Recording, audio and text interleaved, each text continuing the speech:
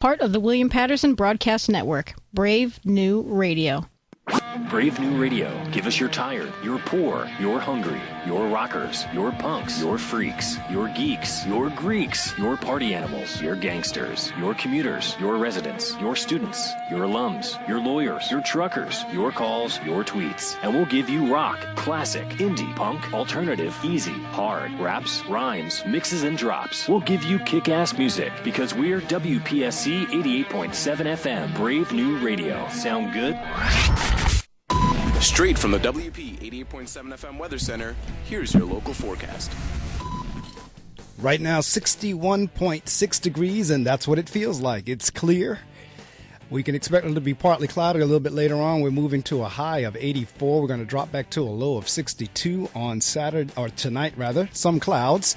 And then tomorrow, Sunday, is going to be clear again, sunny along with a few afternoon clouds. And then Sunday night, partly cloudy, low of 64. And on Monday, sunshine and clouds mixed, high of 82, low of 66. We can expect 50% chance of thunderstorms on Monday night. On Tuesday, variable clouds with scattered thunderstorms, high of 78, low of 62. Again, partly to mostly cloudy, 50% chance of rain on Tuesday night. Then rounding out our forecast, Wednesday, sunshine and clouds mixed, high of 83 with a low of 58. My clock says 7:02 a.m. We are right on schedule. The weather was brought to you by none other than the WP 88.7 FM Weather Center.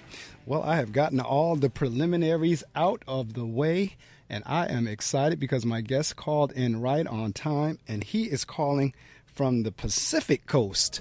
So many of you know I have a lot of West Coast guests, and when it's 6 o'clock our time, in many cases it's 3 o'clock in the morning their time. Well, this is another one of those instances where it's 7 o'clock our time, but it's 5 o'clock my guest's time. So I am always appreciative because my guests, they rise early because we do the show live. We really don't pre-record. We do the show live each Saturday morning. So when my guests rise early, I am super appreciative of that. And I've been promoting all week on my various social media sites of who my guest is. And for those of you who listen to the show, you know I really don't tell you until I introduce them. I kind of like that surprise element. But at the same time, I also like the marketing element to let folks know who's going to be on so that they tune in. The truth is I want folks to tune in every week. But there are some weeks I really want folks to tune in, and this week is one of them. And my guest this morning, if you are a football fan, and Burgess, I'm here in New Jersey, so I'm in the New York, New Jersey area. So over in this area are a lot of Jets and Giants fans because we're close. I am a lifelong Pittsburgh Steelers fan, but since I live right next to the stadiums, I also follow both the Jets and the Giants, and I remembered this name. It popped at me as soon as I came across his book. And I started reading the book, and I said, I'm going to take a shot and see if I can get him on the show. And we went through social media, and sure enough, we made it happen, and it's today. And my guest is none other than former NFL player. I don't, this is my year for NFL players, Burgess, because I had J.J. Burden on about 3 weeks ago. And Leonard Marshall is supposed to be coming on in October or November, somewhere around there. And I have you today. So this has been my year with the NFL. But in any event, my guest this morning, if you in the listening audience have been in this area of watch football any amount of time, you would know the name. And that is none other than Burgess Owens. Burgess played for the New York Jets, as well as he's a Super Bowl champion with the Oakland Raiders. And I'm going to give you his highlights as I did. I started sharing them with you in the last hour. But for those who joined us at 7 o'clock, I'm looking here at the University of Miami, Coral Gables. I love the Miami area. BS in biology and chemistry. That's what we were talking about if you joined us earlier.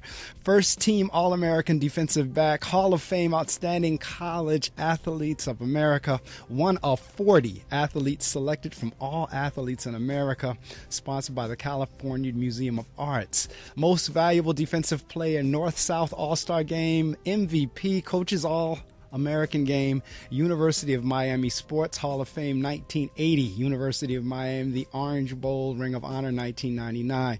And as I shared with you earlier, he moved from the college ranks to the National Football League, affectionately known as the NFL, where he played for the New York Jets. First round draft choice, 13th player, first defensive back drafted. The New York Jets Rookie of the Year. NFL All-Rookie Team, the New York Jets defensive team captain, the interception leader 5 of his 7 years. Oakland Raiders world champions. All right, now 1980. Again, led the team in tackles. Oakland Raiders retired in 1983, led team in interceptions. NFL 1983 first alternate to All Pro Bowl. NFL United Way commercial spokesperson. So now you can see a progression because we go from college to the NFL to one thing I want to talk about a little bit, particularly for our young people, and that is a backup plan. Corporate experience, national account manager for the Motorola Corporation, corporate account executive for Sprint Communications Enterprise Accounts, CEO, BeyondMedia.com. A 12-year-old offered comprehensive full-service marketing solutions, including web development, branding, positionings, and presentations. Senior Vice President, Summit Sports and Entertainment Division, Summit Financial Resources Incorporated is one of the leading independent financial advisory firms in the country. Area Manager for WordPerfect Corporation,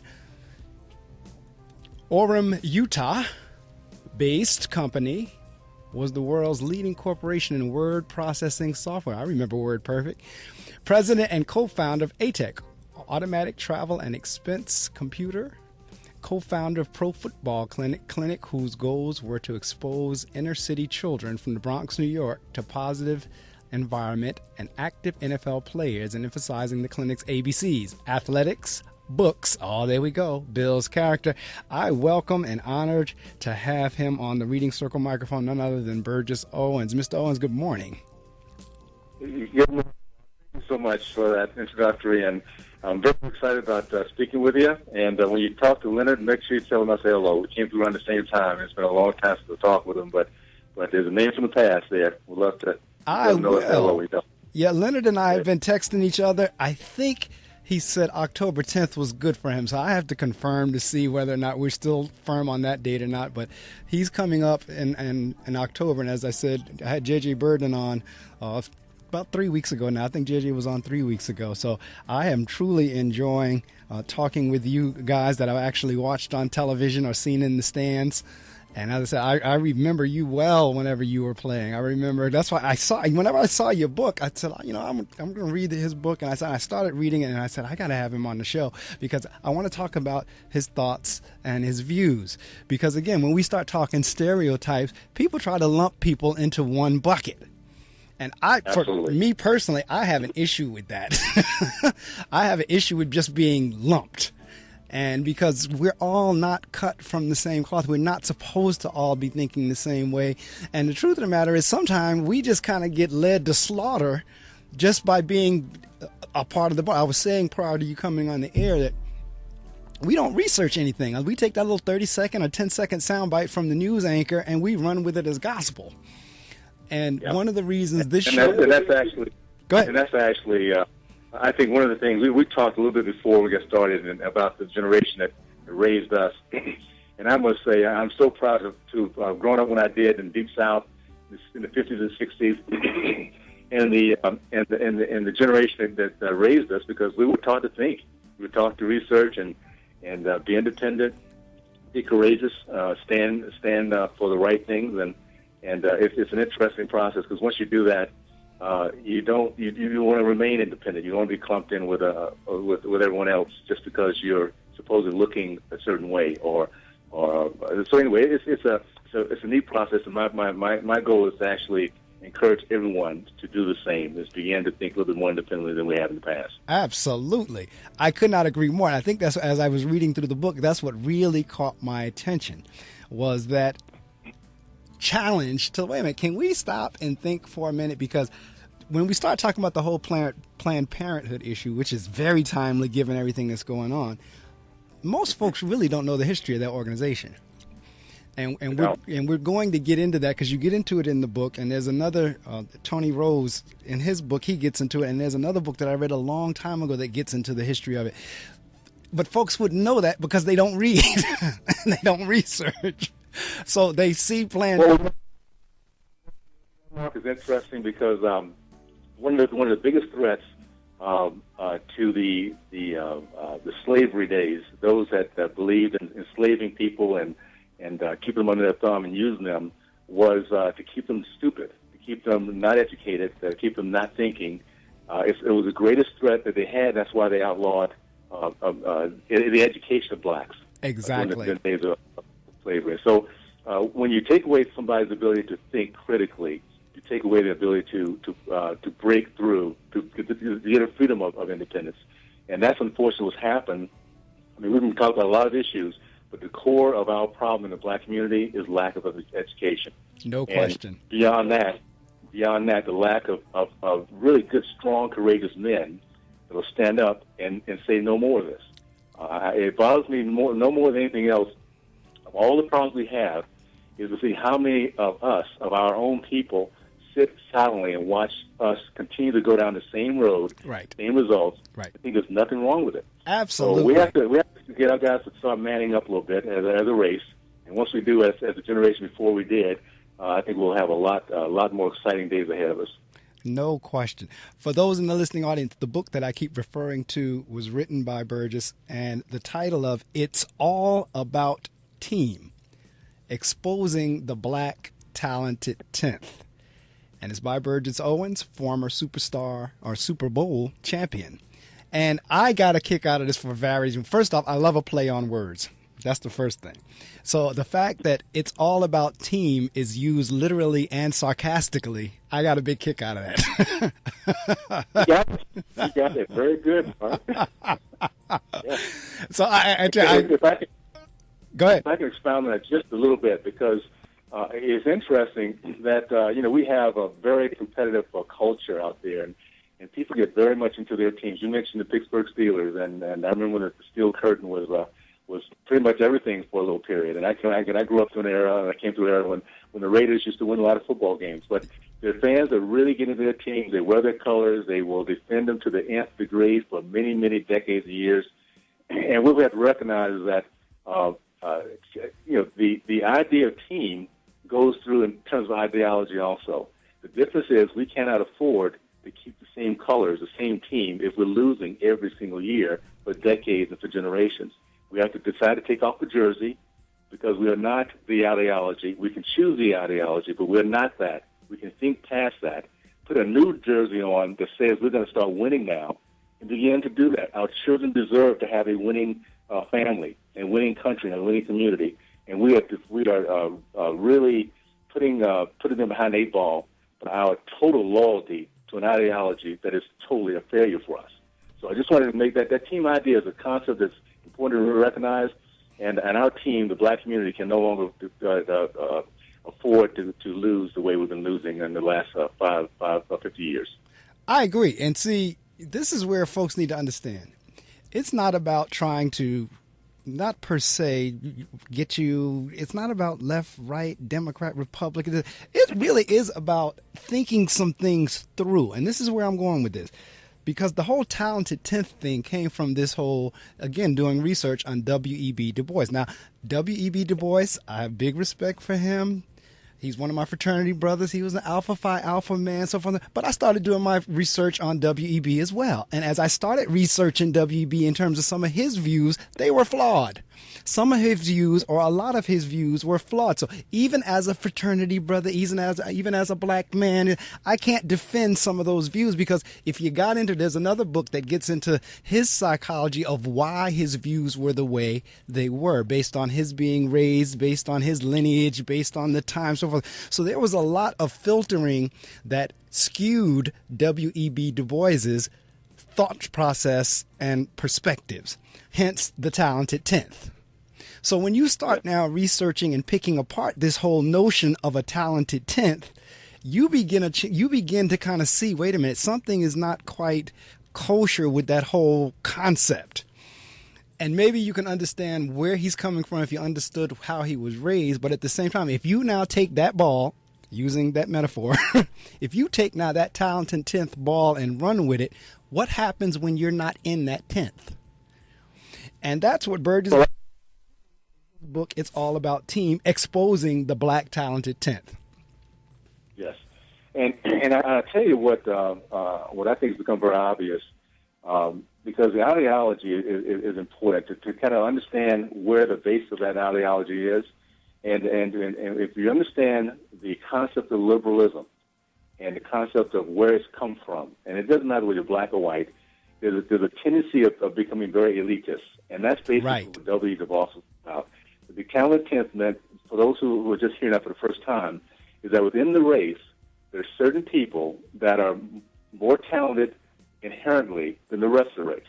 And he chose that talent 10th group based on if they're light-skinned, if they have the flowing hair or wavy hair, whether they were educated in the Ivy League schools, and anybody that didn't fit within that category, that didn't have the spackle shoes and the cane, walk around in the cane and have the degrees, were not up to par. So he would spend his time putting down Booker T. Washington. Right. Booker T. Washington believed in labor. He believed in getting out in the dirt and developing your own business and being enterprising and being self-sufficient. And he became the enemy of the elitists. And the elitists was run and driven and led by W. Du Bois. So within our own community, we had a team process going on. And our team of free enterprises were fighting against the socialists. And unfortunately, in a very, very key point of our development as a race coming out of slavery, we chose the socialist route. And therefore, we see the results of that 50 years later, more than 50, 100 years later now, as we look at our community. It is there. And I tell you, I'm going to share some information with the listening audience, and we're going to come right back. And I want to stay right on that point because I tell you, in terms of experiences and views and just seeing how things work, and when we come back, I want to talk about this whole thing. Whenever you say socialist, a lot of times I kind of equate that with a lot of the talk that we hear about big government and government constantly infusing itself into more and more areas. And I want to talk about that because when I'm not on radio, I'm in education. I'm an educator. I'm a principal of a school, and an urban school at that. And so I know what I see. And so I want to talk about this whole socialism, the whole big government into everything and what it does to people. So I'm going to share this information, and then we're going to come right back with my interview with Burgess Owens. Listening audience, you know the deal. Get on all your social media sites, and I mean every last one of them this morning. And you tell someone, because this is not even in the 6 o'clock hour. We're in a later hour this morning, so folks ought to be up. You tell folks to get on their computers, turn on their speakers, go to gobrave.org, anywhere in the world, and they can catch this interview. And if they're in the northern New Jersey area, in the Wayne, New Jersey, New York, Patterson, New Jersey area, they can tune in on WP 88.7 FM. We're going to share this information, and we're going to come right back. Actually, we're not going anywhere. In 50 feet, turn left. Why are you driving so slowly? After a few drinks, I'm taking it slow. Well, you're not fooling the cop behind you. What? Get ready to pay in 0.1 miles. Getting pulled over for buzz driving could cost you around $10,000 in fines, legal fees, and increased insurance rates. Nothing kills a buzz like getting pulled over for buzz driving, because buzz driving is drunk driving. Brought to you by the National Highway Traffic Safety Administration and the Ad Council. In the small town of Elmira, New York, a boy was born into an all-American family. The odds of him achieving his dream in the fashion industry? 1 in 23 million. The odds of having a child diagnosed with autism? 1 in 88. I am Tommy Hilfiger, and my family is affected by autism. Learn more at autismspeaks.org/signs. Brought to you by Autism Speaks and the Ad Council. All right, you're listening to The Reading Circle with your host, Marc Medley, and my guest this morning is Renaissance Man, because I don't want to just peg him to just the NFL because he's done so much more, and he's doing so much more. The NFL is a part of his story, and of course that's the part for those of us, particularly here in America, who just love our football, that we'd probably gravitate to. But Burgess Owens is about so much more, but he is a Super Bowl champion. So I cannot even try to not put that in the mix whenever I say I have Super Bowl champion Burgess Owens on the line with me, and we are talking about his book. It's all about team. And in that book, he does a lot of different things. I'm almost finished reading it. A lot of times, Burgess, even before the interview, I don't get a chance to read the entire books, but I've read enough of it to talk about it. And I've gone through, like I said, that's why I know the title is literal as well as sarcastic. Because there's some part like, it's all about team, right? Mm-hmm. Yes. Okay. If it is, how come we're not seeing this? But right before I shared the information with the audience, we talked about this whole notion of, and when we start, these are some of the programs and things that falls in this category. And listening audience, you need to understand, for me, I'm not taking one side or the other. I'm taking the side that makes sense. And the conversation that we're going to have ought to make some sense to some folks once you start listening. All right. So when you start hearing folks talking about big government encroaching more and more and more, that means they're getting down to the lowest level of detail of really what should be the opposite. It should be the other way around. That's why, Burgess, I was saying earlier, no one can say the words the American people like a politician. I mean, it's just something about how it comes off their mouth. And at the same time, they're not doing what the American people want them to do. Or maybe the American people aren't challenging to do what they ought to be doing. I don't know which, but it's not happening. So right before we shared the information with folks, we started talking about where we, as black people in particular, African Americans in particular, seem to kind of fall. And that's under this whole notion of always program this, program that, welfare this, give me that, do this for me, yada, yada, yada. And Burgess, I'll let you talk more about it, and I'm going to hush. But you go ahead and talk a little bit about your thoughts in that area. I would love to, absolutely love to. And Mark, again, we made a point about the times that we grew up, and I can't say strong enough. I grew up during the 50s and 60s. I was one of 4 black players that integrated a formerly all-white school called Rutgers High School as a football player. And I am so excited to say I grew up during that era. And I grew up in the era of segregation.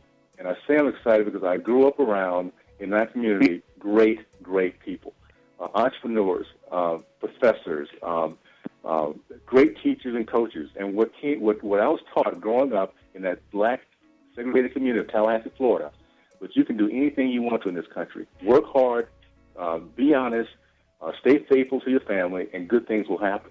And when I left that community to go to that high school and go to the University of Miami, I left with every ounce of my belief that I could succeed no matter what came after me. That was what we were taught in those days. And a lot of it comes down to we were taught, number one, that we could be independent. And as a community, we were. In those days, the black community did not trust government. Didn't trust the state government, didn't trust the federal government. They wanted to show that they could do within themselves, they could succeed and make things happen. And I remember specifically when that began to change within my community of Tallahassee, Florida. They started off with the HUD houses, and they built these homes or these apartment units where the single women could stay. And they could only stay there if they didn't have a man in the house. And the more babies they had, the more money they made every single week. See, that's an issue right there. I began to understand how insidious that concept of dependency can be. And that beginning of that process has given us to what we have today. We have 76% of our black women that are single mothers, which on the other hand, you have to understand the other side of that. What it means is we have 7% of our black men that are freeloaders, that are not doing that, they're deadbeats. They're not doing their jobs because they're supposed to be providing for the family and being productive for the community and for our country. And they've been given the message, starting back in the 60s, to just show up at night, do your thing, and then go back and don't worry about it. You can come back and the woman's going to take care of everything. You'll have a place to stay for free. Those are the kind of messages that begin to be taught to our young men. And because of that, our young men never grow up to be men. And that's what we have to change. What bothers me, of all the things I can think of, and this is so different than the era we grew up in, is how in the world can a race is so diverse, have so much talent. You have entrepreneurs. On the other side of the coin, you have communists. You have across the board all these thoughts, and yet 96% of us vote for the same party, the same people, every single election period. How does that ever happen?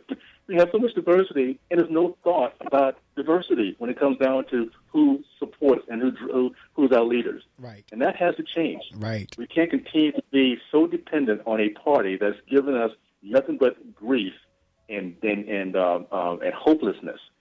The ideology of liberalism has not worked for us. I don't care how upset people get about those terms. I did too. I grew up as a liberal. I grew up as a Democrat, a passionate one. Until when I left for football, I got into my own business, and I recognized the opportunities that comes from the free enterprise system. And I began to see the conservative values of family, of faith, and country can really be a benefit to us because that's what I grew up with when I was a young kid: family, faith, and country. And that bode well for our community back in the 50s and 60s. We were the leading race in terms of getting to middle class. We were the leading race in that area. We were the leading race in terms of commitment to Heavenly Father, to our God in heaven. We were leading. And now we look at where we are now, and we're behind in every negative. We're leading every negative polling that we can possibly find out there. So things have to change in those areas. This is true. And this whole notion of, I use the cliche or use the metaphor or simile, whichever we're going to use it, in terms of connecting the dots. And one of the dots that you connected just now was the whole notion of the system design. In terms of, and I'm assuming, I don't know if the welfare system still works there, but I remember well when exactly what you described in terms of the HUD housing carried over into the welfare system in general. In other words, if you were on assistance like that, the social worker would come to ensure that a man was not in the house. And you're right, that started a whole mindset, because they used to call the day that the assistance check came out Mother's Day or Father's Day. They even had a name for it. And I've heard teenagers at the time when I was a teen or in the early 20s saying, well, I'm going to have another child so I can get more assistance, not realizing that that little bit of money that you get from the government does not cover your true needs. And then when you couple that with, not only were you getting not really enough to do what you need to do, but you misprioritized what you did with that money. So now you had a bunch of kids who were suffering. And I'm saying what I'm saying because, unfortunately, in 2015, I still see it as a principal of a school. And the principal of an urban school, I know the kids that I see, the families and the houses that they're coming out of, and a lot of that mindset of what you just described of men not being men, no fathers in the home, single mothers, so forth and so on, is still prevalent today, and it is feeding into our being last in every category. What's interesting, Mark, is we can have a conversation like we're having today, and obviously, in many ways, we share the same views because we kind of came to the same era. What's sad to me is that we understand, we see the people that we are lacking in so many areas: education, entrepreneurship, job promotion. We're last in all these different ways, and yet when you point it out, you have people upset at you. We would tell our young men to pull up your pants. Right. You have people that are upset at you. We would talk about the fact that we're not respecting our women, and the fact that we have dead each men. Right. I should say males, because that's what equates. Yes. We have so many of our ladies who are raising these kids by themselves, or the grandmothers who are raising these kids. Oh yes. And yet we call it what it is. We call it what it is. And we have the elitists that will stand against you and say you're calling them names. When in essence, the only ones that's winning in our society today are these black elitists. The middle class ones are the same ones that vote every single time for our poor blacks to get a choice of education. While they put the kids in the very best schools possible, they think that we should sacrifice our kids for the school system. And then they get upset at us when we say we want choice. Of course, choice for abortion is fine. I mean, that's and 2/3 of those abortions are black babies. But choice of school is something supposedly out of whack. Right. So we have to, as a race, step back a second, recognize that we're where we are today because of our choices, not someone else, not pointing the finger at the man. We're making choices ourselves every single day, and who it leads us, who our politicians are, and how we respond. And based on that response and our actions, we will deal with the consequences. And our consequences today are not very good. This is true. And I tell you, you're correct in terms of, and this is going back to the discussion earlier in terms of lumping in one bucket and stereotyping.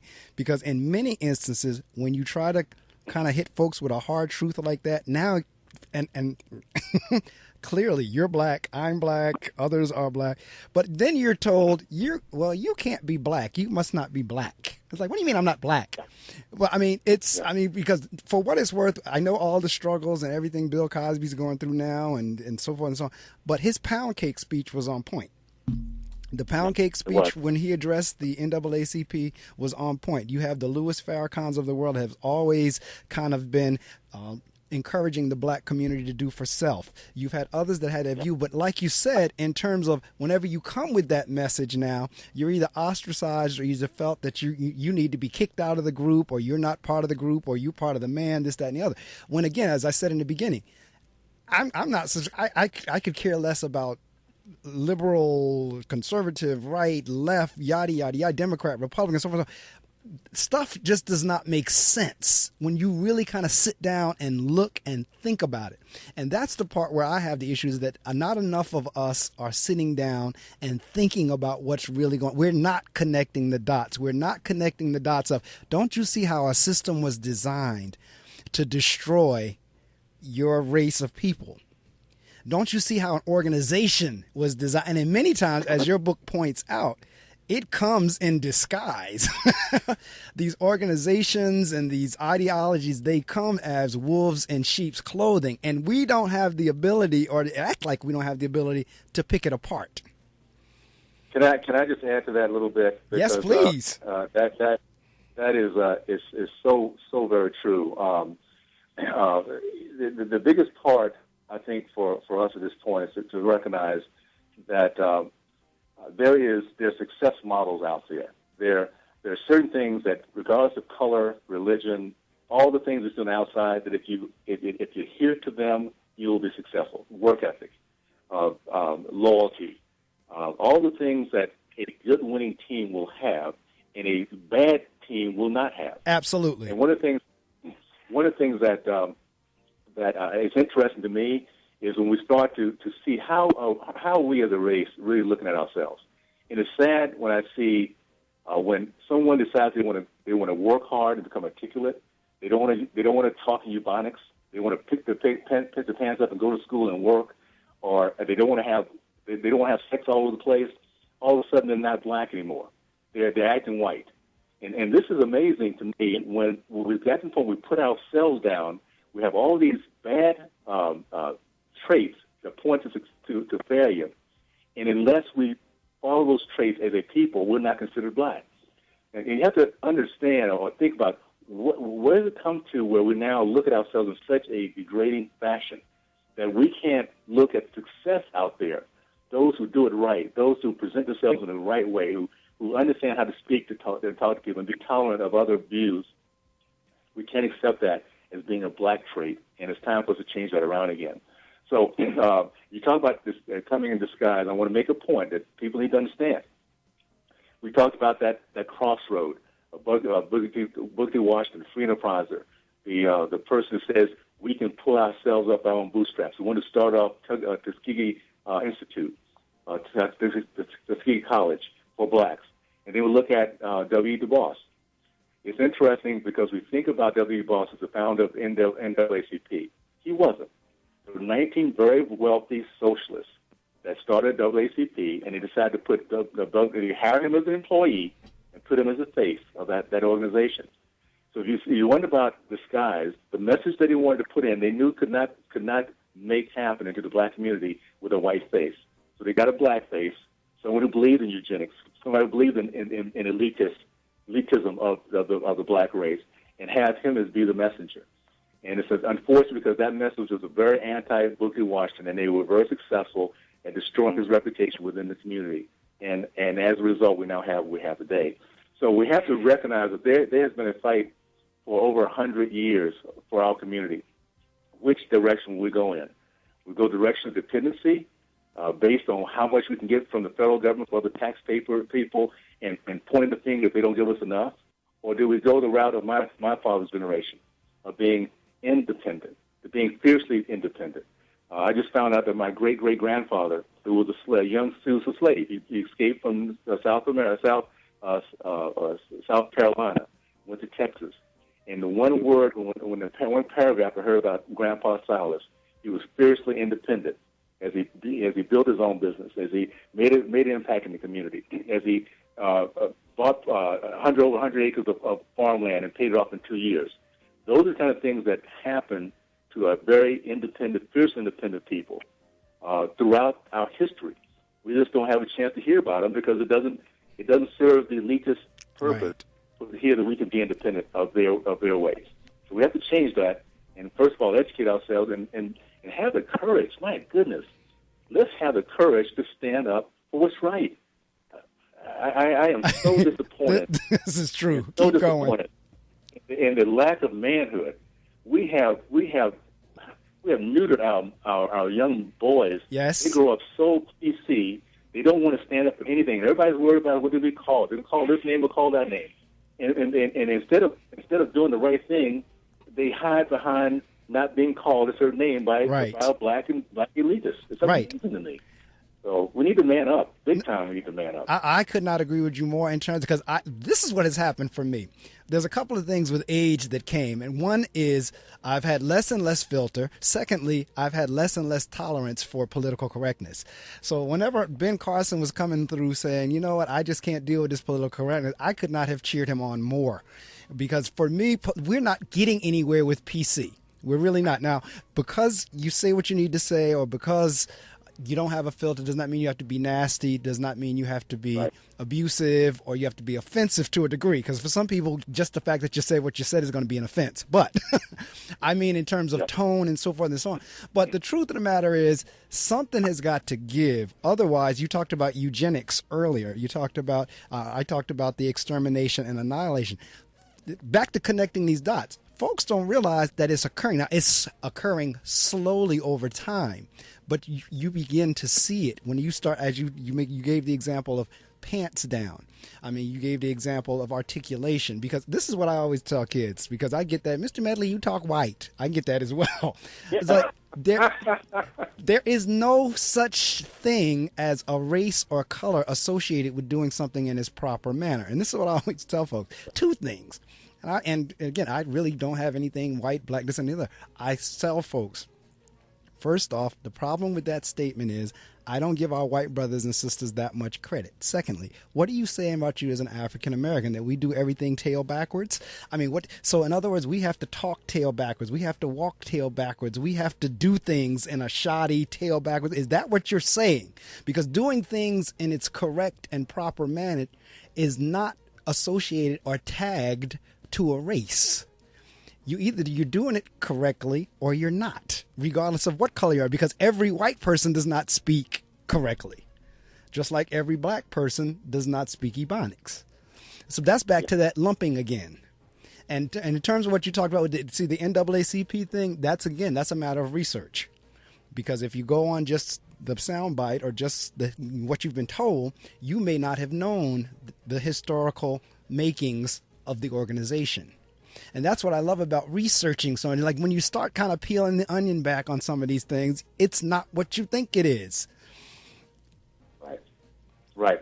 And then I'll tell you, again, it is so much about taking time to read, take the time to use the brain.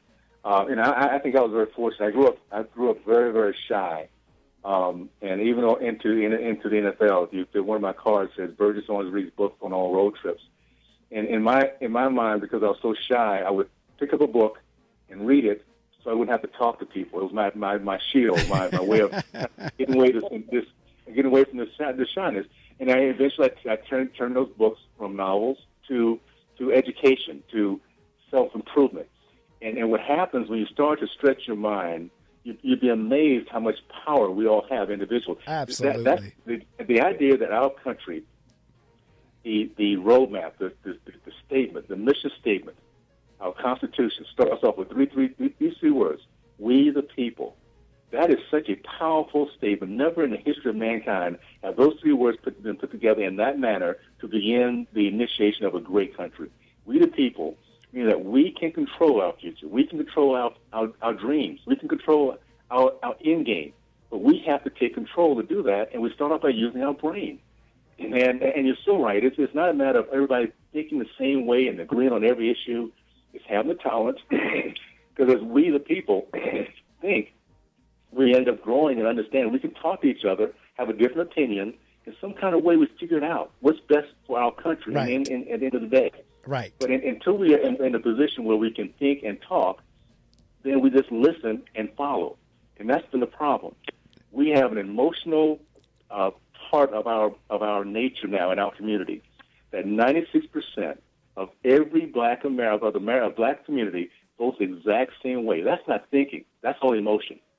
Right. That's not asking those questions. How are you? What do you stand on this? And how does this relate to me? Or how has this benefited me or not benefited? No one's thinking that way. We're using our emotion, which is what liberalism does.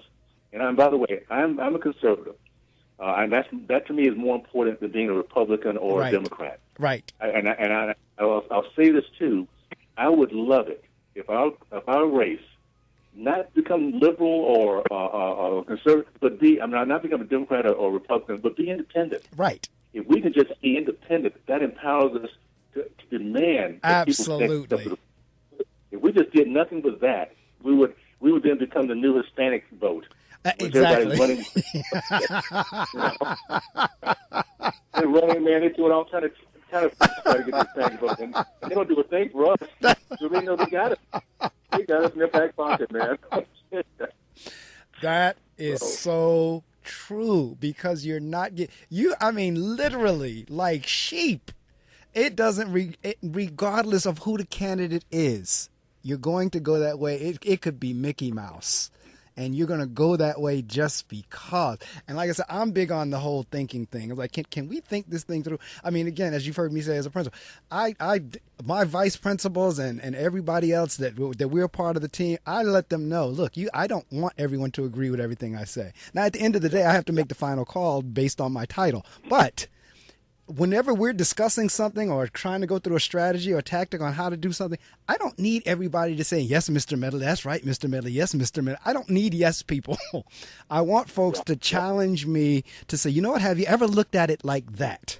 Have you ever thought about this? Yeah, I see what you're saying, but have you ever thought of this? That's whenever the discussion comes in, and that's whenever you really, like you said, begin to figure things out and begin to kind of move forward for what's best for everybody and not just for one. But when you just get everybody that's a yes person, and that's what, kind of like what we're talking about as a group, we're becoming a bunch of yes people. And what's crazy is you talk about the elitists.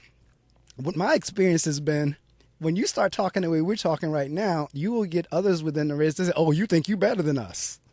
They think we're the elitists. Yeah. And it's important to, I think it comes down to how do we prioritize our focus, and how do we prioritize who we are and I guess our country that we live in. And, I was so fortunate. I just can't say enough how proud I am to grow up in a time when I would walk to school, get there early, and my older friend Spencer Williams, we would sit there and we were taught, we would actually have the opportunity to raise and lower the flag every single day. Right. I get there early to do it. And I was taught, never let the flag touch the ground. It will be desecrated. Respect the flag. Now, this was during a time when it was still a segregated community. That's right. So we were brought up to know it's not a perfect country. And there are people out there that don't understand and don't have a right. It doesn't mean that they can't change, but it has nothing to do with what we can do for ourselves. And as long as we can control our future by driving the process of success principles have no color, they have no religion. Right. You apply it. Right. You apply the same principles, you get the same results. You win. If you do the failure principles, it doesn't matter what color you are, what religion you are, you're going to lose. Right. And what we've done for the last 50 years, we've lost because we have not learned to apply the principles of hard work, of faith in a Heavenly Father that loves us and can overcome any. Matter of fact, he can overcome even the races out there. Right. They can always be out there, but we don't have to stop and focus on them when we have so much other things we can focus on, particularly in our free country. So we just have so much we can do, and I tell you, I am so happy to hear what you do in the educational realm. That is, to me, where our salvation is going to be as a race. Well, it is. We have to begin to educate ourselves again and begin to speak from a position of knowledge and intelligence and boldness. And once we do that and get our kids to do that, we will never have another group of race that will ever control us or an ideology that will ever control us again once we get to that point. Well, it is, and I can tell you, any of the children that I serve, when they have the opportunity to speak with me, even when they come in my office is almost like a museum of different eras and pictures and everything hanging around the office. And then when they come in there, we start conversating about the picture on the wall, or we start conversating about this, that, and the other, and to help them, again, historically understand why you don't want to do this. And they may not get it like right now at their age, because my school is right now it's a 2 to 8. But somewhere along the line, some of the things that we talk about is going to kick in, and it's going to begin to make sense to them. But if no one's ever having those conversations with them, there's nothing to kick in. And it's interesting to hear you talk about the success principles. See, and that's where I guess where I have the issue with subscribing success to a color or a race or a party or this, that, and that. No, it's a principle. It's like you said, you played football, you played in NFL, so you know that if there's certain coaches and teams that they applied certain things, and they pretty much year after year apply those, and they come out successful. May not always go to the Super Bowl, but they usually come out with a winning record because they're applying, like you said, the success principles. You were talking about reading earlier. I developed my love for reading from watching my father. I watched my father as a kid come home like you're talking about, worked in the factory. We could set our watches by him. By 4:30, he was home. By 5 o'clock, he was sitting down reading the newspaper, a book, Ebony magazine, or Jet. And so I developed my love from reading from watching him. And then as I got older and started again studying history, I came across a quote by Martin Luther King Jr. where he said he never went anywhere without a bag of books. I'm laughing at you as you were saying, when you're on the road, you're always reading. That's the same way I am. I saw that quote from Dr. King, and he said he never went anywhere without a bag of books. And there's one of my listeners heard me share this story, and she started calling me Bob. And I said, Bob, I said, my name's not Bob, it's Mark. And she said, no, I'm calling you Bob because I heard you say bag of books. the B from bag, the O from of, and the B from books. And so she started calling me Bob. And sure enough, I never go anywhere. And then after the Kindle came out, I have over 200 books on my iPad. So when I don't take a hardcover or a soft paper, I have there's nowhere I go that I'm not reading. I'm always. It's interesting, Mark, because that again comes from that generation that we grew up in.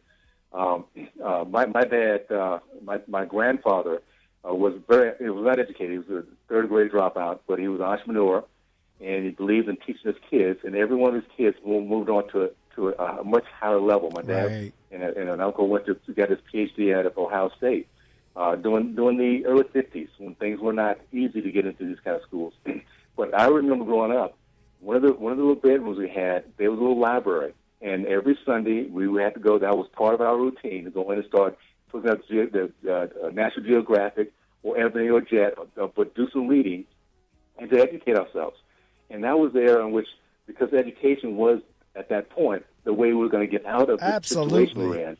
We all believed in it, and we taught it. Now for some reason, it's education is great, but only for a certain group. Those who can afford to live in the right neighborhoods. Right. And we sacrifice our black kids to the public school system. Right. We sacrifice them because in our minds, or I should say in the minds of the elitists, they're really not important, and they can give up their one generation because the public school system and the labor union needs to have this money or have this protectionism.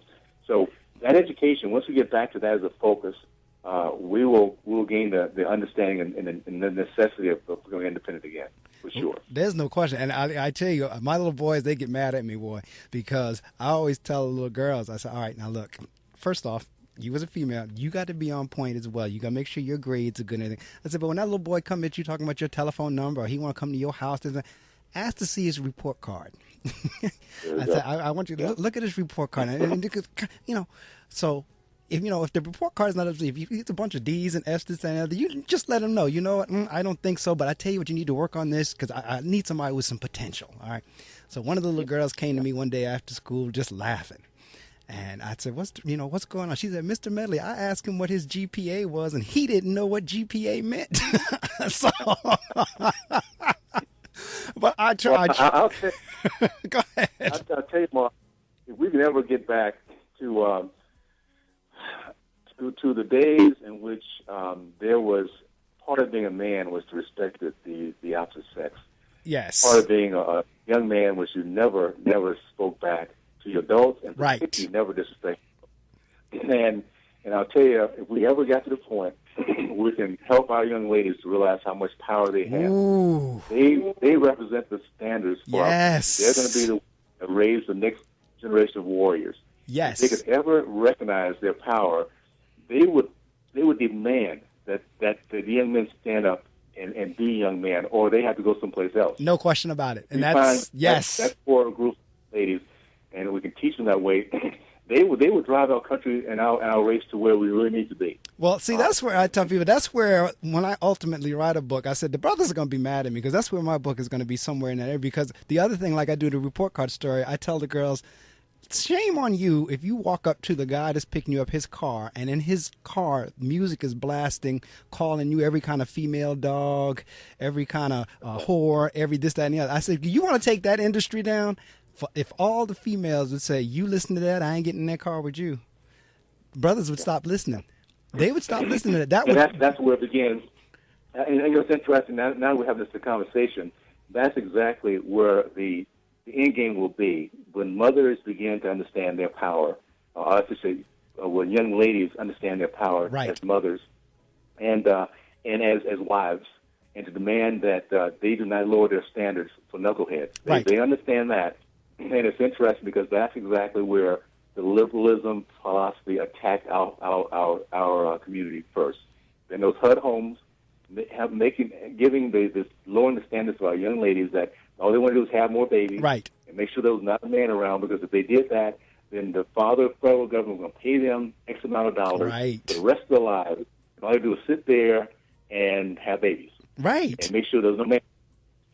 When you start to denigrate that the women's role and the mother's role in our community, everything begins to fall apart. Because they raise our young men. They're the ones that raise our young men to be great fathers or not great fathers.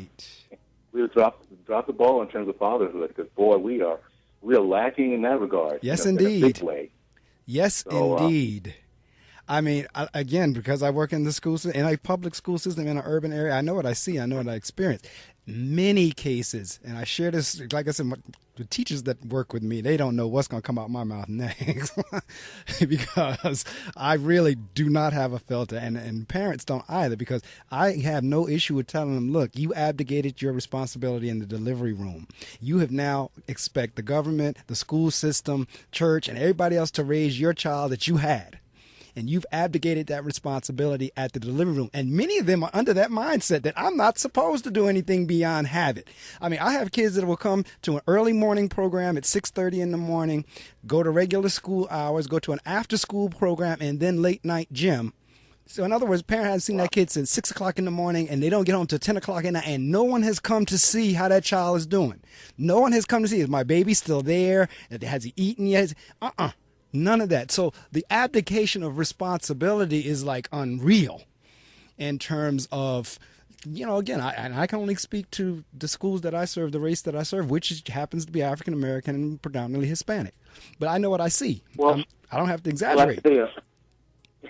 And those are facts. Those are things that anybody who's listening to this program can say amen to.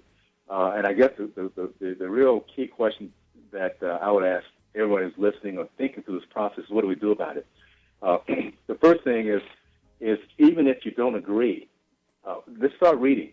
Let's start doing some research. Right. If the things that you don't agree with W.E. Du Bois, when I talk about the W.E. and then NAACP, Google. We got Google now. I mean, it's so easy to get on, find out stuff that you can actually do your research and do enough research to begin to get some truth. Because we have to, as a community, and that's my passion, by the way. And then we'll talk afterwards, but when I come to the East Coast next time, I'd love to come by your school and say hello to your kids, because in my mind, my dad was an educator. His passion was to get back the thirst for knowledge and intelligence and independence. Right. He wanted to do that through education, and I've picked up on that passion. So we have to educate ourselves, and more importantly, we have to start thinking, and then most importantly, we have to start having the courage to stand once again. I mean, we talk about Martin Luther King. He was a great, great man, but there was a great generation of people who would march with him. That's correct. They marched with him, not knowing when they got there what was going to happen, going there with no defense, no weapons, no anger, but they went there anyway, nonviolently. That was a great generation. Yeah, you know what? Absolutely. Keep going. No, keep going, because I'll give you my commentary. We have a group today that can't even stand up against people calling you a bad word. I mean, It's amazing how far we've come. Right. We have men who go out there and they work hard to take care of their families, but then they turn everything off because the last thing they want to do is have somebody call them a name by saying that it's not right for these young men to wear their pants down to their knees. Right. It's amazing. They have a group of people that when you try to get it right, they will fight against those type of changes. Right. Down in Florida, they passed a law that, and I don't remember the town, but you got to wear your pants up. I mean, now that you would think that anybody in the black community, thank goodness, we now can show our young ladies respect. We can now teach our young men that there's a success principle, there's appearance you got to have to be successful. But no, you have our elitist black people that actually fought against it because they thought it was discriminatory for our men to be forced, our boys to be forced to pull their pants up. Now, I want people who are hearing this to think about that. What is the best beneficial thing for our young men to learn what it is to be respectful and to know what the parameters are for success, or to go with the stereotype it's okay because you're black to act like a knucklehead? I mean, it's an amazing process. So we just have to have more conversations where people can talk like this, know that you're going to get called occasionally, and then they're going to get it, but that's okay because thank goodness you don't have that same problem of being angry at success principles. Just know that the only way that people can change is to hear the type of conversations and the type of thoughts that will allow them to change at some point. You made a very good point about your kids in your school. We don't all get it at the same time.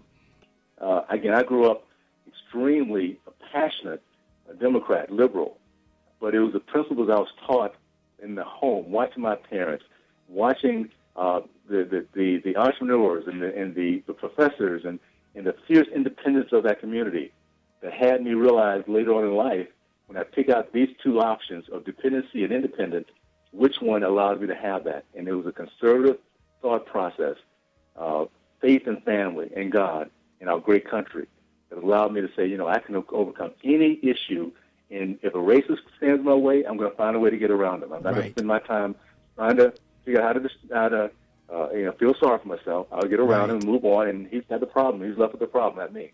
Right. So. And it was interesting because the 60s for me, having grown up in them and then being able to watch films and know everything that was going on, that is one of the most fascinating decades for me, between 60 and 70, because so many things went on. You had the assassination of John F. Kennedy, assassination of Malcolm X, you had the assassination of Martin Luther King, you had the Civil Rights Movement, you had the Voting Rights Act passed, you had the men going on the moon. There were so many things that happened between 60 and 70 that for me it was one of the most fascinating decades. And I always tell people, in terms of the civil rights movement, the key word in that was not civil nor rights. For me, the key word in that was movement. We actually, as a people, came together and, as you described, actually did things, and we did them in a way that was with class. We did it in a way that was nonviolent. We didn't get angry, and we showed, even though the person that was instrumental in terms of leading a nonviolent protest died violently, still we were able to get those things across in a manner such as that. So that decade to me was just, out of all of them that I study and research, the 60s is it. We are coming upon the 8 o'clock hour. Those of you in the listening audience, my guest this morning is Burgess Owens, Renaissance man, because he's not connected or tied to just one area. For many people, and I want to talk about it, before we leave, I want to talk about this whole notion of being an NFL player. And the reason I go there, and I went there with JJ, and I'm going to go there with Leonard too, is for my listening audience, particularly who have kids, particularly who have boys, because most of the boys, and some of the girls, but most of the boys in my school, when you ask them what they want to be, Burgess, of course it's, I'm going to be an NFL player. I'm going to be an NBA player. I don't hear too much of MLB, Major League Baseball, but I do hear NBA and NFL. All of my boys, that's where they want to go. And we don't try to squash that dream, but at the same time, we try to encourage them. But, that's great. But you got to be able to do something else beyond the game. Because first off, when you finish the game, you're still going to be young. That's the first thing. But secondly, let's say you get injured when you first start playing and you can no longer play anymore. What are you going to do? So that I want to talk a little bit about that in the next hour as we talk, as well as Planned Parenthood, as I said, because that's going to be a timely discussion with all the revelations that's coming out now with that. And so we're going into the 8 o'clock hour. I'm going to do what I need to do at the top of the hour in terms of the weather and all that good stuff there. And then we're going to continue our discussion if Mr. Owens has the time, which I hope he does, because, and this is what you were saying earlier in terms of having the conversation. That's one of the main reasons I wanted to get you on the show, because I knew after reading the book, this is a conversation I want to have and I want the listening audience to hear. So let someone know that Burgess Owens is on the line with me. Get on everyone. I don't care if you text somebody. Matter of fact, you can use the old-fashioned telephone and call somebody. Tell them, you know what? Tune your radio if you're in the northern New Jersey area to WP 88.7. And if you're anywhere else in the globe, anywhere on the globe and have internet connectivity, to go to Go Brave. That's GOBRAVE.org. Go to the site. There's a Listen Now button. Click that Listen Now button. Make sure your speaker's on, because this is an interview and a conversation. I don't care what color, age, race, religion, I don't care what you are. You need to hear this discussion and to start thinking.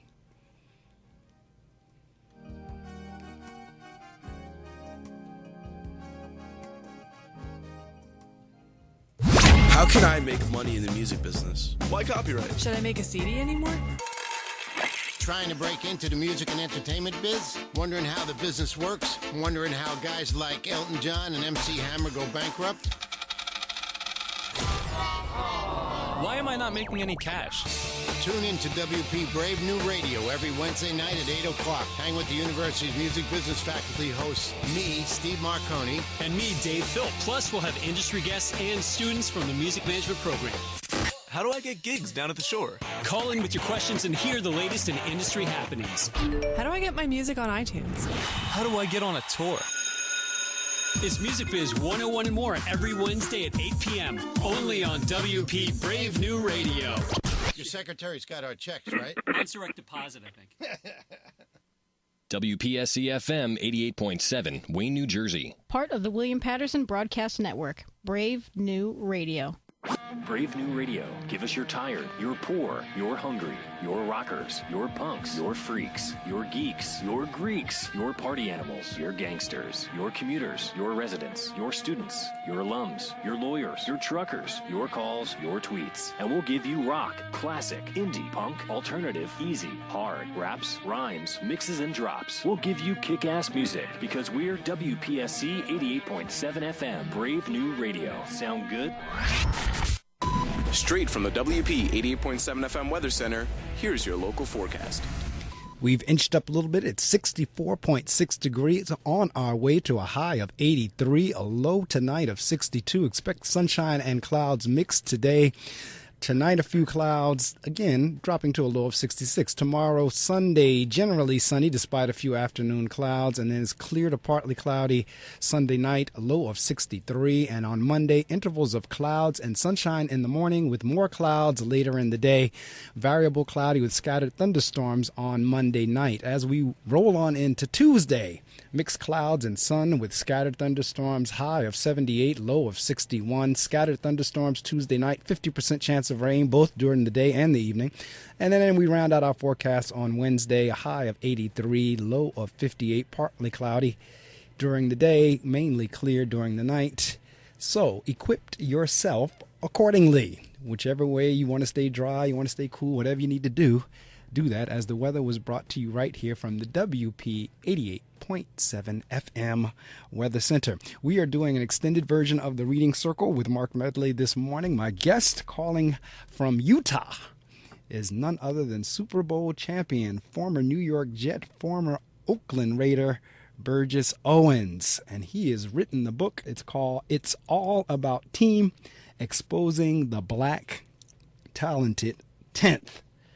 And again, if you do your research on some of these things that constantly we tout as something good, and in respects, parts of it could be, but there's a lot of parts of it that's not good that we run with.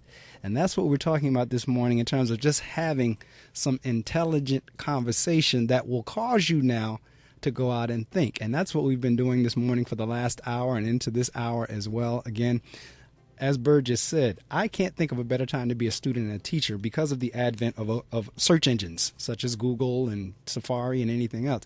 But there is, like in our day, and Burgess will appreciate this because he knows when we were in school, we had encyclopedias. We had the Dewey Decimal. We had the Dewey Decimal System. We had, I mean, to look up information. I mean, and maybe in some respects that might have been even better because it gave us research skills. But today, if you have a computer and you have internet connectivity, you can go to a Google and just put in the keyword. If you put in Burgess's name right now, if you put in Burgess Owens, anything about Mr. Owens will pop up. All the various sites, he's on LinkedIn, his historical highlights, so forth and so on. If you put in my name, it'll pop up. If you put in anything that's a keyword, the search engine will pull it for you. So as he said, if you put in the history of NAACP, you'll go on back and you have various links that you can click on and triangulate the information. Don't depend on just one. Go through different sites and then kind of piece the information together. The same thing about the next topic I want to talk about in this hour, which again is very apropos, very timely, and that's this whole notion of Planned Parenthood. Years ago, and I have to think of the title of that book now, but I know it was something along with Black history again. It was a Black history type book. But in that book, and when I get the title, I'll email it to you. You might have read it already yourself. But in that book at that time, and this is going back 10, 15, 20 years ago that I read this, was the history of Planned Parenthood. And then whenever I was reading Mr. Owens' book, it came up again. And then I was reading a book by Tony Rose, it came up again. And then, interestingly enough, as I was going back through the history of Planned Parenthood again, this whole thing now in the media hit with the various videotapes and some of the commentary of folks in there have made in terms of what they're doing with baby parts. You know, aborted babies, and you know, they're taking the parts and doing various things with them, and it's a whole mess out there now between are they doing it, are they not doing it, so forth and so on. But they have it on videotape, so I don't know how you can argue that you're not doing it. You have the tapes. So this whole notion of Planned Parenthood, because the organizer was Margaret Sanger. Now, Margaret's ideology, I was sharing with my wife earlier, Margaret's ideology was no different from Hitler's. And most folks don't know that. That's the thing. Most folks don't know that the original intent was back to that annihilation, back to the extermination. It was couched and still is couched as a good thing. But at the same time, it's interesting of what neighborhoods you find Planned Parenthood offices in.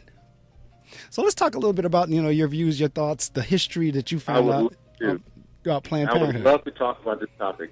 Excuse me. First of all, it's important to recognize who Margaret Sanger was, and I'm glad to start off with that. Before getting to that, let me just say one thing. What your conversations have been, and our topics today, comes down to critical thinking.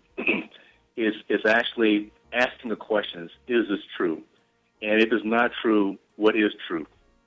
If we can get our people, our communities thinking that way again, to look at everything with a jaundiced view. I mean, check out everything, do your own research, triangulate, make sure you're getting information from different areas so that you can come up independently of what is the right thing for you. Right. We can't do that. We're not thinking. Okay, so that being said, this is important because we have to really, as a race, recognize that we have had friends and we've had enemies. Margaret Sanger, and I'm going to put her under the label of evil. Right. She was pro-KK. She spoke in front of the Ku Klux Klan rallies. She was pro-Nazis. She was pro-eugenics. And for those who don't know what eugenics means, it means genetically there are people who believe that certain races are more superior than others. Correct. W.E. Du Bois was a eugenist. He believed that certain blacks, genetically, if they were light-skinned, if they had European features, if they went to Harvard, were more genetically superior, that's where the talent sense comes from, than other blacks. We cannot afford to have those kind of people who believe that there's an inferiority in our own race to be our leaders. We can't afford that any longer. So she also believed that blacks and immigrants were weeds to be exterminated. So how did she design her way of eliminating as many blacks as she could. She got together with W. Du Bois and some of the leaders, and he introduced her into the black community, into Harlem in 1910. That's where the first abortion clinics began to open up. And it was done by W. Du Bois and some elitist preachers. And at the time, the black community kicked them out. They loved their kids and they loved their community, and they understood that they were as good as anyone else. They would not stand for that type of philosophy. So they kicked them out of that community. But just so understand that where they are now, and the fact that 2/3 of Planned Parenthoods are in black communities. And so when you think about those pictures of these tiny infants that are being harvested like Matrix, they're harvested, they're being killed in a way that their organs are of value. A liver part is $25,000. You have to ask yourself a question. If we're going to get to that point, why does Planned Parenthood have to make the money? If you want to believe that this is the way it goes, pay these mothers. I mean, of course, this is not something that I would ever promote. But for those who think that way, there's money being made. Why is it that we're allowing that money to go to Planned Parenthood? And what we have to understand is that if that's an evil process, we have to stop it and recognize that it's hurting our race more than anybody else's. So anyway, that's a little background on Planned Parenthood. And the things that are coming up today, I think it's important to recognize that it is great to have the technology that we now see it. I just really hope that our president will take the time to look at it. So far, he's decided not to look at these videos for some reason. I would hope that because it is dealing with issues of life and selling baby parts, that our president will take the time and look at the videos. So that's my commentary on Planned Parenthood. Yeah, again, as I said, it really was an organization that was designed, and this goes back to the plan again. People think, everybody, when you start talking things like this, people think you're a conspiracy theorist. Oh, you think everything is designed to work against you. Well, yes. I mean, maybe not consciously, but subconsciously, and in some instances consciously, because I am a firm believer there's overt and covert, and oddly enough, back in slavery time, a lot of it was covert. No, overt. I get them confused sometimes, but overt is whenever they do it right in front of you. Covert is when it's underground. Okay, so now I did a blog post on this the other day about how we went from overt to covert back to overt again. We're back to me, in my mind, we're back to overt. And I watched the movie a week ago, The Butler. I had not seen it because I'm not like a big TV person or a big movie person, but it did come to my attention that it was available to be able to stream it. And I said, okay, you know what? I hadn't seen it. Let me look at it. But I must tell you, I was glad I watched it. And what leaped out at me from the opening scene was how the same design and system that was in place in slavery, because you were talking about it earlier with the hut houses. In the opening of The Butler, there's a black slave family in the field. And for those of you who hadn't seen it, I won't destroy it totally, but I do need to talk about what happens in the opening and how it connects to what we're talking about this morning. In the opening scene, there's a black family out in the cotton field. The little boy and his father, they're having a grand time doing their work and playing and enjoying each other at the same time. And then the slave master comes out and takes the mother and signals for her to come with him to the little shack, the little house that's there. And they all look as if to say, like, what's going on? And he's saying, like, come on, I have a favor. You need to do me a favor. And he takes her to the shack, and the little boy's looking at the father as if to say, Dad, what are you going to do? Dad, what's going on? And the father is sitting there now because he knows his hands are tied. He's caught now between not being a man in front of his son and at the same time going up against the slave master. Slave master and the wife comes out of the little shack, and the boy looks at the father again. He says, Dad.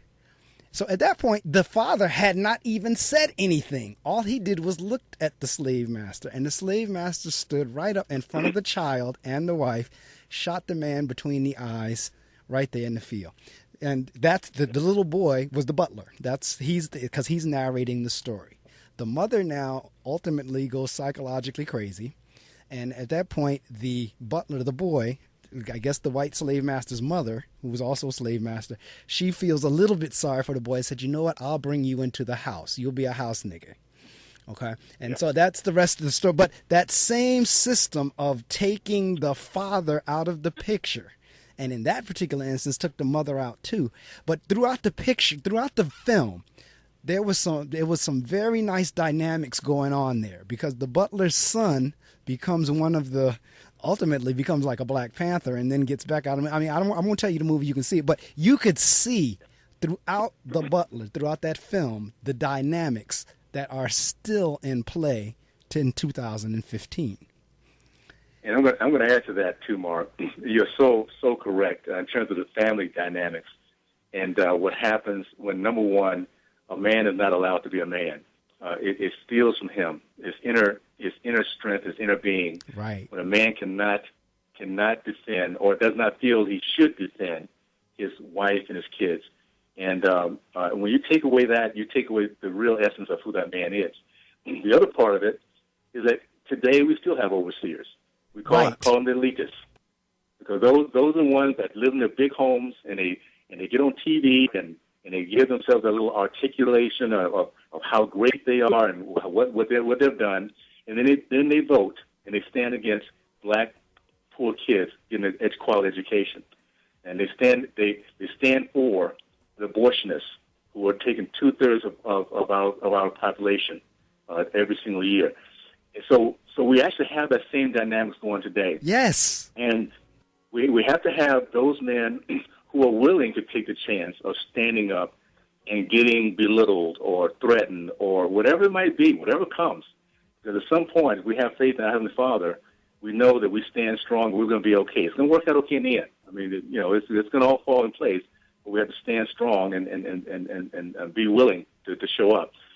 There's one phrase, I think it was Thomas Jefferson, that speaks to the point of where we are as a people across the country as Americans, and particularly in our race. And that statement is, ignorance and free can never be.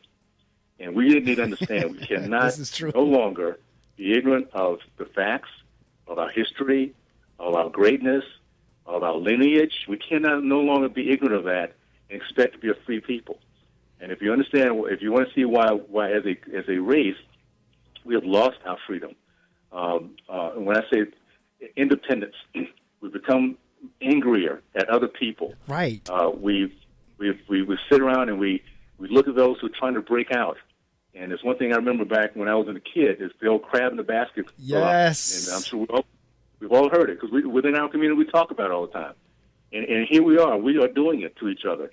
Somebody tries to break out, like a Dr. Carson, who does he has shown every look to the history of what happens when a man uses his brain to become one of the best in his field, in the field that no one else can even think about getting into. And yet we will find a way to put him down. Absolutely. Our own race. Absolutely. Find a way to put him down. So we need to, again, ignorance and free can never be, and we need to have the courage to educate ourselves and stand strong for what's right and against those who have proven we cannot be trusted. This is true, because I know you were talking about in terms of the education about the choice. My thing is this, and I work in public education. I'm a public educator, but my thing is this: if you're as good as you think you are, why does it matter? That's right. And what I say by that is, my assignment was I was given like one of the lowest, if not the lowest performing school in the state of New Jersey. And my assignment was to go in there and turn that around. And so a lot of the turning around, it really is in mindset, climate and culture, so forth and so on. You really have to get folks believing that, you know what, you may be in the worst status right now, but we don't have to stay that way. And so my thing is, all right, start thinking as the best instead of thinking as the worst. And so for a lot of our teachers, for all of my teachers for that matter, the challenge I always throw out to them is, if your child came home with that assignment that you're giving this child, would you accept that? If your child came home with the commentary and the feedback that you're giving that child, would you accept that coming from your child? And so when I actually had a teacher come to me one day and say, Mr. Medley, I never thought about it that way. I know. And that's the whole point, that you should do nothing for these children that you wouldn't accept your child bringing home from the schools that they go to. So the same thing that you would expect for your child is the same thing I expect now when you're interacting with our children here. There's no different. And so I tell folks all the time, I say, all right, we may be last right now, but one day, and it's not going to happen in a year, it's not going to happen in 6 months, but one day we're going to be in blue ribbon school status. I need you to start visualizing that right now, and then we start working the steps toward that. So there's no reason why school choice and all that shouldn't come into play, only because if you're as good as you say you are, why does it matter? I don't care who I'm up against because I believe I'm that good. And that's so important. There's a couple of things that I'd like to kind of highlight. Number one, the exercise you just gave your teachers, it's called empathy. Empathy. And empathy, very simply, is, you know what? I just don't sympathize. I understand what these kids are. I understand what these people are, and I really feel their pain. Because I feel it, right. I want to do something about it. Right. I'm going to tell you what I think the biggest problem within our elitist community and with the liberalism is empathy-free. Is not being able to say how do these parents feel when I vote against them getting their kids an education? Would I feel the same way if my kids were in this failing school and I had no way out? Would I feel the same way if my teenager kid could no longer get a job because the minimum wage is so high that the business doesn't want to hire them? Right. Can I go along with the Davis-Bacon Act? The Davis-Bacon Act was an act back in 1930. 1930, that actually made it such that blacks could no longer compete with unions in inner cities. So when any federal jobs came out, it went to unions instead of black entrepreneurs. Therefore, we can in the inner city can watch buildings and federal projects go up. And there'll be no black entrepreneurs working it. There'll be no black kids working it because it's all union.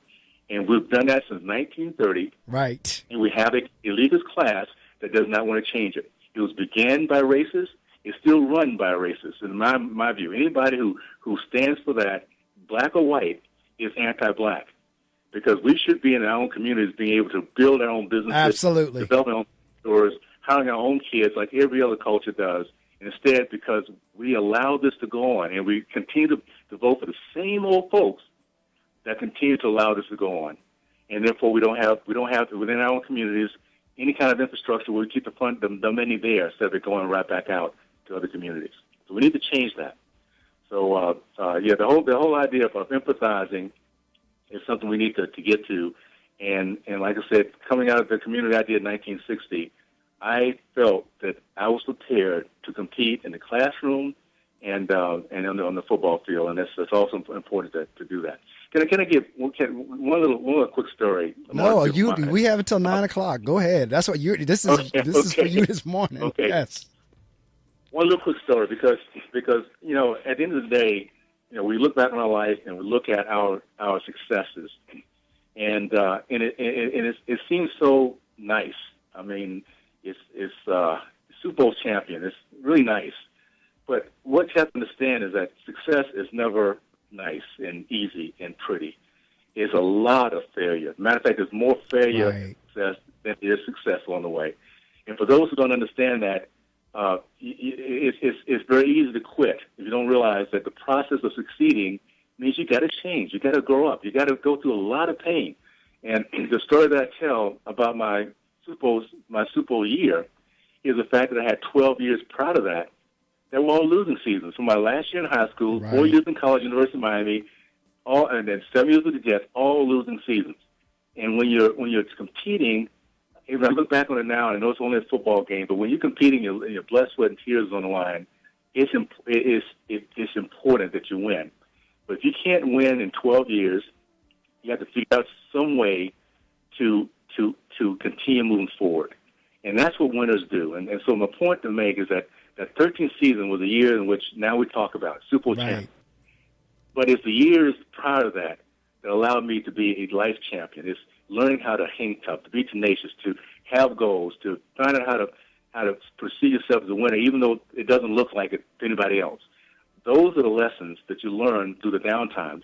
And as a race, we should have learned a lot of lessons. We have had a lot of years. This is true.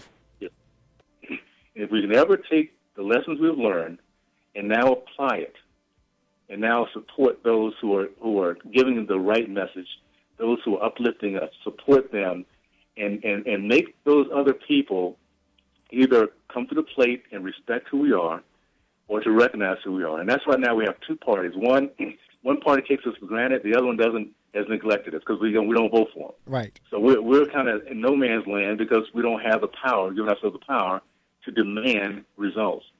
So we're in a position, if we start to educate ourselves and support each other, and that's what I was saying earlier, Mark, if there's any way that I can help give those kids in your school a message of hope, I would love to, next time I come to the East Coast, to sit down and spend some time with them. We do enough of that, our kids will start to get the message, and at some point they will stand up and be the great Americans that we can only hope that we can be one day. Well, absolutely. And the story you just told, I read in the book, and as I read that, it actually was an inspiration to me, because you heard me say a couple of minutes ago I was assigned one of the lowest performing schools in the state. And as I read that part in the book, I said, you know what, that's us. I said, his losing seasons are the losing seasons at my building, at Napier Academy. But one day, that's all I was saying, we're going to be Blue Ribbons. We're going to be that Super Bowl school one day.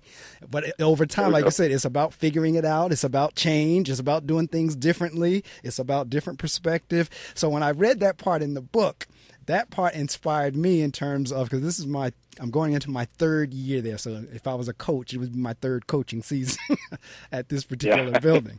And I'm constantly challenging the superintendent and central office to just stop moving us around, leave us alone long enough to make some things happen. It's not going to happen in a year. It's just not.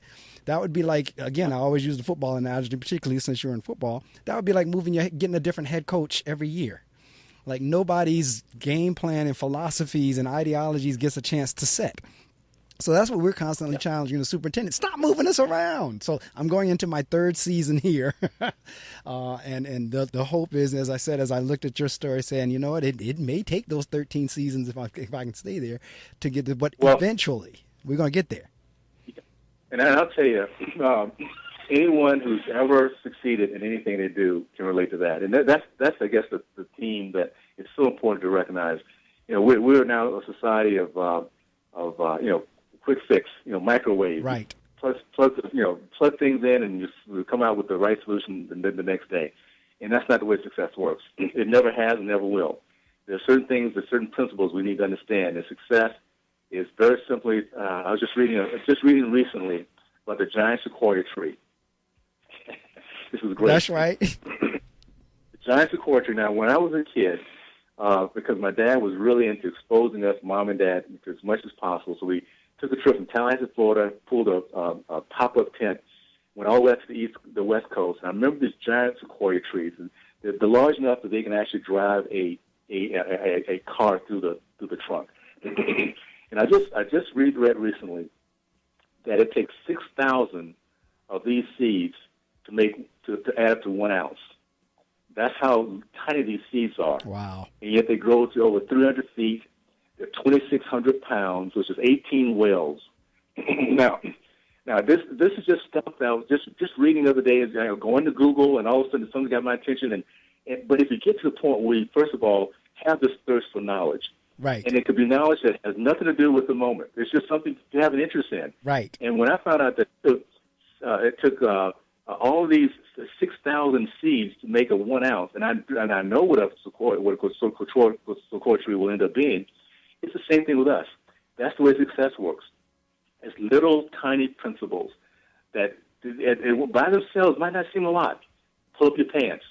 Yes, sir, no, sir. Right. Respect women. Right. Little things that by themselves might not seem a lot, but boy, they add up and they become a giant of success. Absolutely. Principles. An example, if we give them the time and you continue to water it, like you're doing with those kids right now, you're providing the water and nutrients.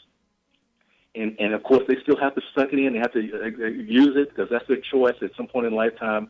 But just to have the environment in which they can grow, right, nurtured, is what they're missing. And unfortunately, parents today, particularly, the situation that so many mothers are put into, they're not able to get that nurturing, unfortunately. So they have to together make sure the message gets through and encourage every chance they get to make sure they can win and move forward with it. Absolutely. And when you're, I'm going to take you up on your offer. If you're ever on the East Coast or when you're here, I know I gave you my cell number, but I'll email it back to you again. Please let me know. And you are the doors are open to you.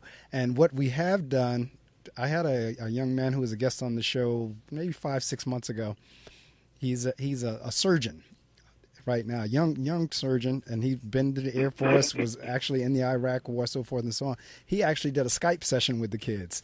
I put the kids in the auditorium, my 8th graders, and we put him on Skype, and he had an opportunity to talk. So even if you're not on the East Coast, there's a way that I can still have you interact with the students through technology.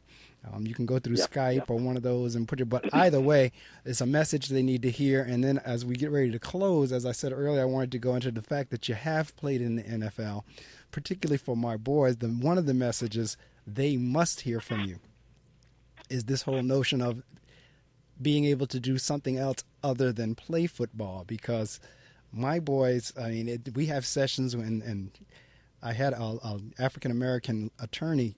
He was at our career day, and he asked the kids, what do you want to be when you grow up? And the kid first shot his hand up. I want to be in the NFL. He said, well, what are you doing to prepare yourself to be in the NFL? Now, the rest of his classmates answered for him. They all shouted out in unison, nothing. And so he said, well, are you playing the game? And the kid says, well, yeah, kind of. So do you play for any team? Well, do you know any NFL players? And Victor Cruz happens to be from our hometown, Patterson, New Jersey. So he says Victor Cruz. So he says, well, when's the last time you talked to Vic? Because mind you, all of us know Vic as well. When's the last time you talked to Vic? Oh, it's been over. In other words, he was trying to show the kid, you're not doing anything to prepare yourself for your dream. Now, this is your dream, not somebody else's dream. This is your dream that you're not doing anything for. So what I think, and the fact that you would now be talking as an athlete, they might even receive what you say in a whole different light than they would from me as a principal. But what, in terms of when you're talking to youth, do you tell them in terms of, hey, NFL is great, NBA is great, MLB is great, National Soccer League is great, hockey great, but as I said earlier, most of the time your careers are done when you're 33, 35, 40, best. That's still young. Yeah. Well, there's a couple things, and I'll start off with this as a pre-note. Unfortunately, that young man probably does not have a dad in this household right. to ask those questions and to tie him down to earth. It's one thing to dream big dreams, but there's a reality check. And that reality check is someone in the household that allows that young man to understand what work really is. Right. And it's more than talking. It's getting out and actually working. And then when you work, you realize that my dream has to be tied into my work ethic. And unfortunately, we have all these young men who want to be either athletes or rock stars, but no one's working. Right. And no one's holding them accountable for work. And no one's teaching them. So they're doing what they can based on what they see on TV, right. But they have no foundation because nobody's there to do it. So the first thing that I would say, and of course this is a long-term game. We're in for the long haul. But let's first of all start building men once again. Those who say, you know what, I'm going to grow up and I'm going to be responsible for my kids and my wife. Right. And I'm going to be a pillar in my community. I'm going to do the right things. I'm going to think long-term because my little eyes are watching me every single day. I want them to grow up on my shoulders. Right. And I don't ever have to sit around and apologize or blame somebody else because of my failure. So now as we get into the conversation about athletics, my message obviously is the same as yours. Is number one, we have to be multi-faceted. We have to put on many, many hats. Right. The beginning of that hat is to be able to think, to educate ourselves. If you can't get it done in class, it takes away even the smallest amount of opportunity on the football field. So the logic, very simply, is you need to prepare yourself. But again, we go back to that emotional part that drives our community, and that's the emotional part. Unfortunately, that's harder to get through to, because I can tell a young man, you have to learn how to not quit when it gets tough. You have to learn how to go to school and think through the process. That the chance of you becoming a pro athlete is very, very minimal, and that's all logical. But unless you have the emotional inroads and connection, it's very, very difficult. And that's where we have to start focusing once again on the longer game, which is how do we get our families back? Where our young man has the environment in which he's seen this, he's been taught this, and there's somebody who cares enough to tell him the truth. And so we have to kind of work on both ends. The long game, which is doing what we're doing right now, Mark, which having these kind of conversations, having people who listen who might agree, might not, but at least they're listening. And then to do things, to take actions. For me to come to New Jersey, I promise you I'll be there. It doesn't matter when I'm coming back to the East Coast. Whenever I do, you'll be one of the guys I'll make a phone call, because in my mind, this is a passion that we have to put action into our words. Absolutely. That means wherever we can support each other in our community, let's do it. Let's not look at what it's in for me. Let's look at what it is for the long game of our community. And Absolutely. Our kids. So we do that enough, and we get enough of us. Remember when we had the revolution, right? The ones that allowed us to put we the people in the Constitution, and to put the values that every person is important. 1/3 of the people were for the revolution. 1/3 of the people were not. They were for the English to keep that going, and 1/3 just didn't care. They were very apathetic.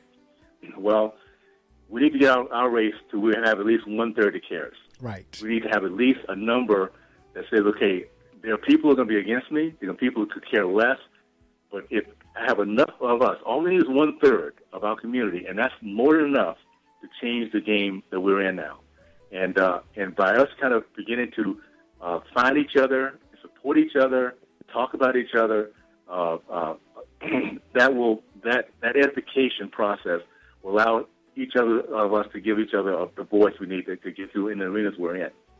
So, and one other thought about the team, because I personally believe that there is not an accident that we're in this great country at this time in the history of the world, that there's a plan, a master plan, and that each and every one of us have been handpicked to be on this team. That's right. And all our Heavenly Father asks for us is not to stand on the sideline. That's right. Not to stand in the bleachers.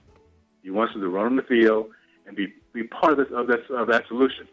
So, and in order to do that, we have to recognize that it's going to take a lot of work, and every play is not going to be a home run or a 90-yard touchdown. It's going to be battered and hurt, but you got to grind it out.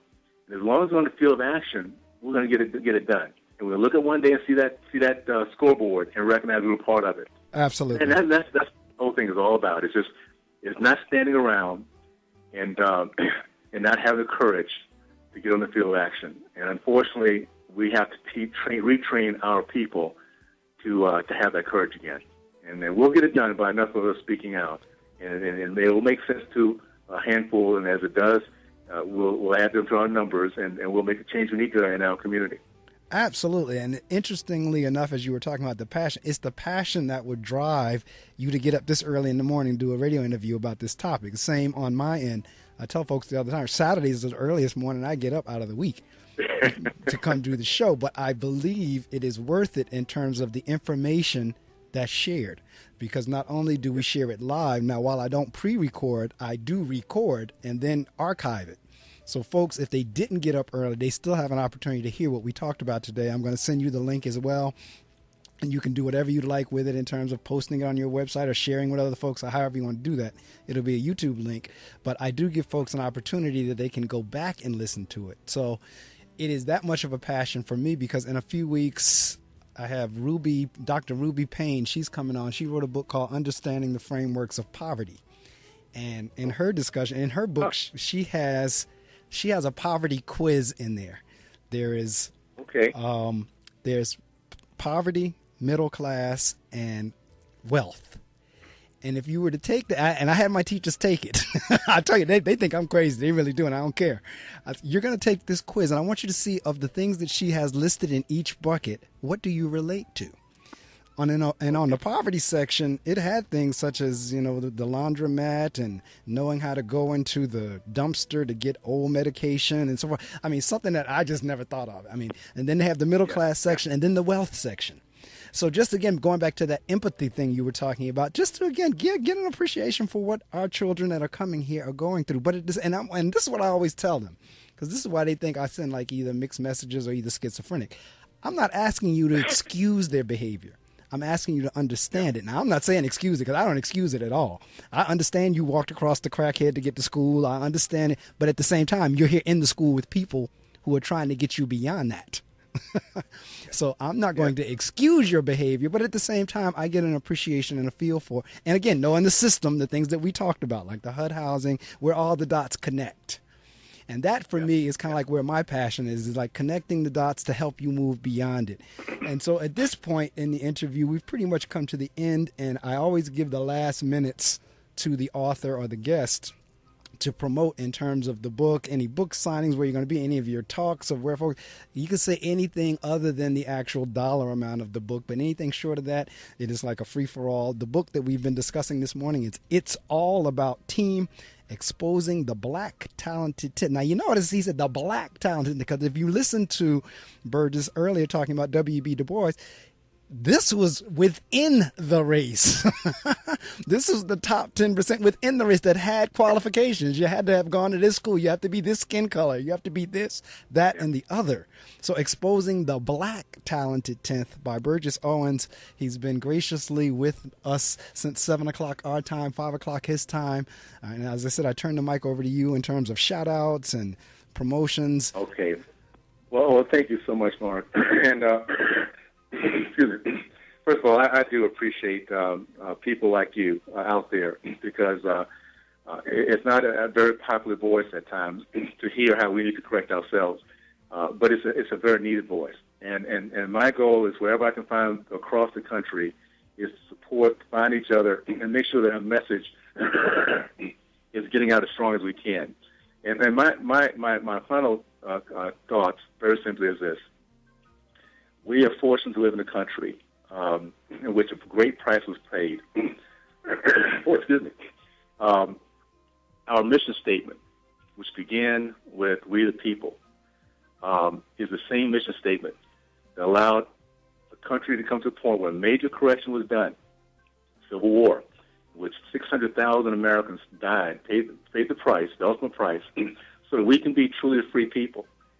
And as we do that, we have to recognize, as a free people, we have choices. It's our choice to make certain decisions and then to deal with the consequences. It's our choice to look at our country and look at the world of opportunity, or try to have people apologize for what they didn't do 100 years ago. One way allows us to move forward and define our lives and be successful. The other way is putting our lives and our emotions in the hands of someone else. Excuse me, guys. Clear my throat here. So I would suggest that, number one, we recognize that we're in the greatest country in the history of mankind, that anyone that comes here, anyone who lives here, has a choice every single day to define themselves and their dreams once again, and then go out and work for it. And they can begin to understand what work means by working. And they can also look back on life and recognize if you're not working, or those who didn't work, there's a certain consequence of that too. And my last message is this. Because I don't think it's an accident. I don't think it's an accident, Mark, that you and I are talking about now. Absolutely. I think there's a master plan. I believe in a Heavenly Father who loves all of us, who has not given up on us. He wants every single individual, every single race to prosper. And all He's asked us to do is do the things He's asked us to do, and we will prosper. We need to have faith in our families, That's and our right. God, and our country. We need to have need to have enough men that will stand up and be men and defend all of the above, and not be so concerned about what people think of you that you become a weenie, because we have too many of those already. We don't need any more weenies. That's right. All right, we need. All right. So my message, as I leave this conversation, and Mark, anytime you want to pull me back in, I would love to do it. I enjoy this tremendously. Let's step to the plate, guys. Let's get in the field of action. You know, we've been prepared. Every one of us have been chosen. We're all stars. We just need to use our talents, whatever those talents might be. Realize that they're there for a purpose. If we bring them to the field of action, then our race, our community can stand as strong as they've ever stood. And they can be the great community that it was when I was growing up in the days of segregation. Ones that had visions, that believed in each other, that loved their kids and their family, and they were determined to get demand respect. Not beg for it, but they were going to demand it by their actions. And we can do that once again if we just understand that we're here for a purpose and get it done. So those are my departing words, my friend. I know that's right, and I thank you so much for rising earlier to join me. I have enjoyed the discussion immensely. You've given me some more food for thought, and certainly, like I said, I'm going to take you up on your offer when you're on the East Coast, and if you're not here anytime soon, I'm going to put you on the big screen on Skype. One way or the other, you'll have the opportunity to interact with my kids because, again, it's a message they need to hear, and the more I share with all my guests, the more I can expose our children to, the better, because it really is about exposure and to hear it.